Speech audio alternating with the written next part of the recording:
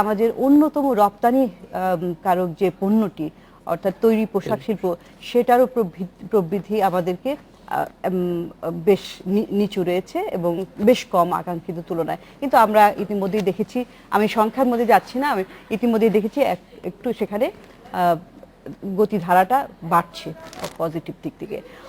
কিন্তু অন্যদিকে আরেকটা, যেহেতু বিনিয়োগ পরিস্থিতি খুব স্থবিরতায় রয়েছে, কিছুটা বাড়ছে কিন্তু স্থবিরই বলা যায়, সেই জন্য অর্থনীতির ভিতর যে একটা চাঙ্গা ভাব, আমাদের যে প্রবৃদ্ধির আরেকটা অংশ হচ্ছে কনজামশন অর্থাৎ ভোগ, সেইখানেও কিন্তু এক ধরনের একটা নিচু পর্যায়ে রয়েছে, অর্থাৎ স্থবিরতা রয়েছে।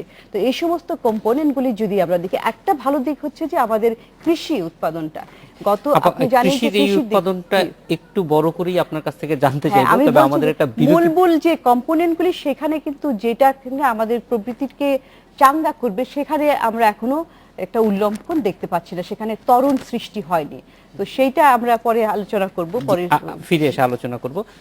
তবে যেহেতু রাজনৈতিক স্থিতিশীলতা একটি প্রশ্ন এসেছে, আমি মাসুদ ভাইয়ের কাছ থেকে জানতে চাইবো যে রাজনৈতিক স্থিতিশীলতার ক্ষেত্রে এসেছে, আমি মাসুদ ভাইয়ের কাছ থেকে জানতে চাইবো যে রাজনৈতিক স্থিতিশীলতার ক্ষেত্রে আপনাদের প্রেডিকশন কি, সেটা গ্রহ নক্ষত্রের বিচারেই হোক, সেটা আপনারা কি, এটা একটু সংক্ষেপে জানতে চাইবো। একটা বিরতি পর মানে চিঠি বিরতিতে ফিরছে।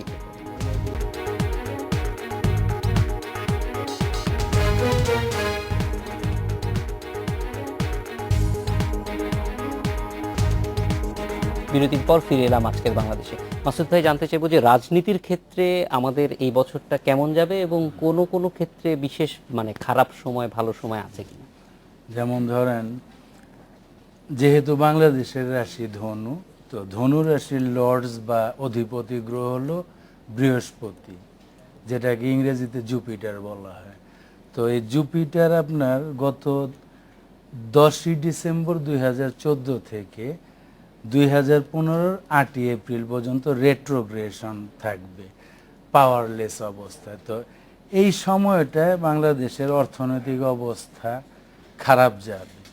তারপর বাংলাদেশের যে লগ্ন, মিথুন লগ্ন, বাংলাদেশ কমিউনিকেশনের গ্রহ যেটা, তো এই বুধ বা মার্কারি বক্র হবে আপনার ওই 22শে জানুয়ারি থেকে 11ই ফেব্রুয়ারি, 20শে মে থেকে 12ই জুন, 18ই সেপ্টেম্বর থেকে 9ই অক্টোবর। তো এর মধ্যে টোটাল বক্র হলে কি সমস্যা? আমরা বক্র হলে কি, গ্রহটা পাওয়ারলেস হয়ে যায়, ওইটা ঠিকভাবে কাজ করতে পারে না। তো যেহেতু মানে লগ্ন মানে পার্সোনালিটির জায়গা বা ভেতরগত যে ব্যাপারগুলি, আর রাশিটা হলো সার্বিক ব্যাপার। তো এই জায়গায় যেহেতু বৃহস্পতি আপনার ওই যে সময়টা বললাম বক্র হবে, তো এই সময়টায় বাংলাদেশের অবস্থা ভালো যাবে, মানে রাজনৈতিক অবস্থা বলেন, অর্থনৈতিক অবস্থা বলেন, সব ক্ষেত্রে 8ই এপ্রিল পর্যন্ত খুব খারাপই যাবে। এর মধ্যে সবচেয়ে বেশি খারাপ যাবে হলো ওই যখন বুধ মাসুদ ভাই, এই যে 22 থেকে ফেব্রুয়ারির 22শে জানুয়ারি থেকে 11ই ফেব্রুয়ারি, এই সময়টা খারাপ যাবে। তো রাজনীতিবিদরাও তো আপনার ক্লায়েন্ট, আমরা জানি, তারা কি এরকম হরতাল দেওয়ার আগে জিজ্ঞেস করে যে এই হরতালটা সাকসেস করতে হলে কোন সময় দিতে হবে? এই ক্ষেত্রে তারা তাদের ব্যাপারটাই মানে দলীয় ব্যাপার বা রাজনৈতিক ব্যাপার তারা মেনটেন করে, কিন্তু তাদের ব্যক্তিগত জীবনের ক্ষেত্রে সবকিছুই মেনটেন করে। কিন্তু আমি আবারও বলবো, যেহেতু অ্যাস্ট্রোলজি আপনার ওই নৈতিক দর্শনও না বা ধর্মগ্রন্থ না, বিশ্বাস অবিশ্বাসের কিছুই না, এটা গ্রহগত ধরেন অকাল সায়েন্স হিসাবে পাশ্চাত্যে এটাকে করা হয়, গ্রহ নক্ষত্র অনুযায়ী প্রেডিক্ট করা। তো এই ক্ষেত্রে হলো, যেহেতু বাংলাদেশের রাশির লগ্নের যে অধিপতি গ্রহ বুধ, যেটা ইংরেজিতে মার্কারি বলে, সেটা রেট্রোগ্রেড হবে ওই যে 3টা টাইম বললাম, আর বৃহস্পতি তো এপ্রিল পর্যন্ত বক্র থাকবে। তো আমার অ্যাস্ট্রোলজিক্যাল মতে বা এই শাস্ত্র মতে 22শে জানুয়ারি থেকে 11ই ফেব্রুয়ারি খুব খারাপ যাবে বাংলাদেশের অবস্থা। কিন্তু 8ই এপ্রিলের পরে এই যে আন্দোলন যতই দেখতেছেন, এগুলি খুব একটা কিছু হবে না দেশের জন্য। আমি মনে করি যে দেশ অনেক এগিয়ে যাবে, কারণ বাংলাদেশের রাশি থেকে বাংলাদেশের যে ভাগ্য স্থান, সানের জায়গায় ওই জায়গায় জুপিটারের অবস্থান, তো ওই নবম ঘরে যখন আপনার বৃহস্পতি থাকে তখন কিন্তু উন্নতি ঘটে, যেটা ডাইরেক্ট হবে 8ই এপ্রিল।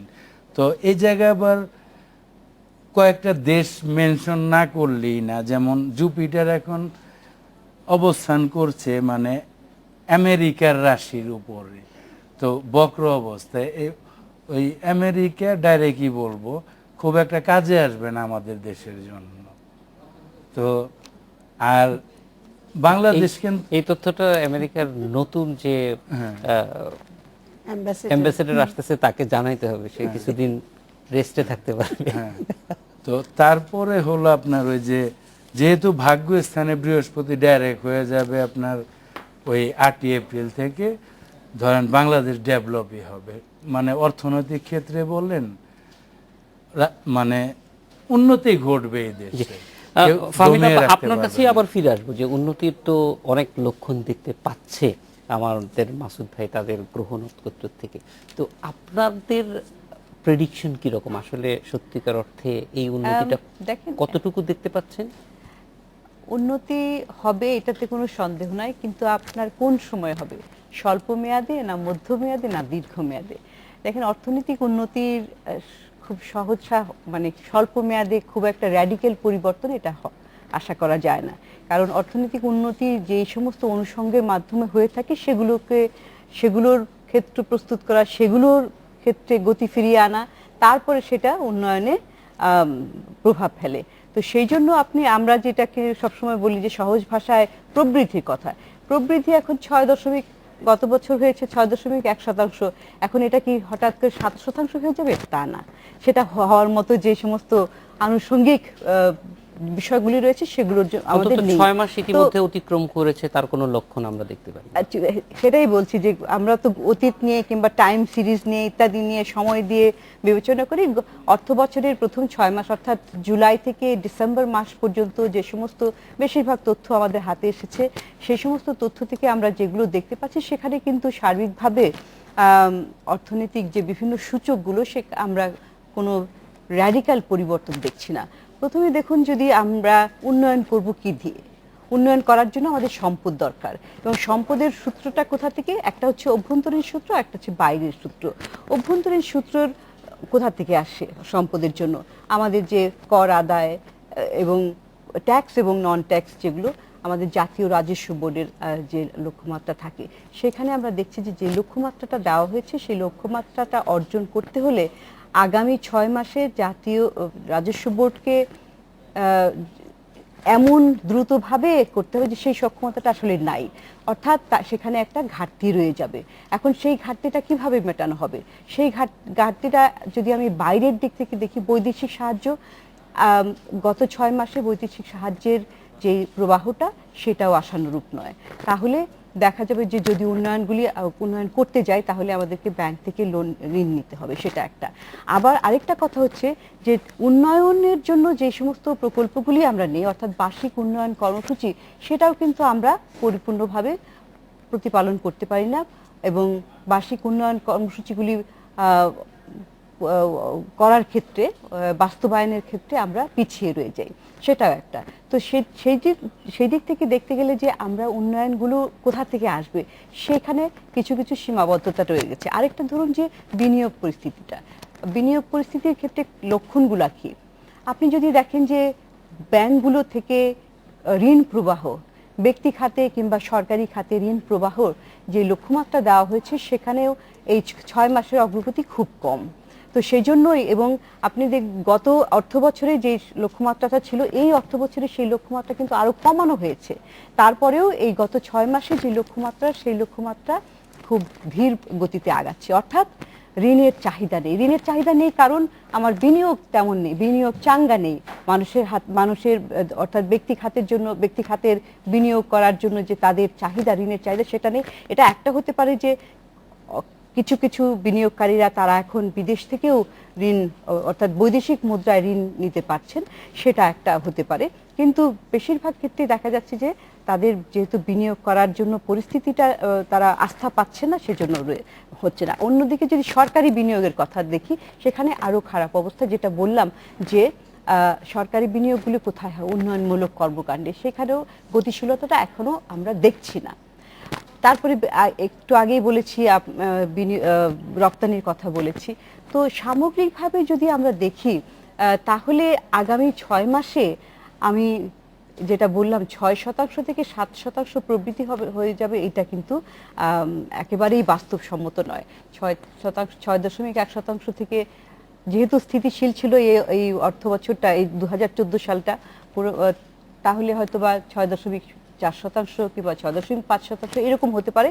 কিন্তু আমরা যেহেতু এখনো পর্যন্ত কোনো মডেলিং ইকোনমিক্সের যে বৈজ্ঞানিক যে মডেলিং এক্সারসাইজের মাধ্যমে যে হিসাব করা হয় সেটা করিনি, কিন্তু অনেকেই করেছে, বিভিন্ন দাতা গোষ্ঠীও করেছেন যে অর্থনৈতিক প্রবৃদ্ধি 6.4 থেকে 6.5% হতে পারে।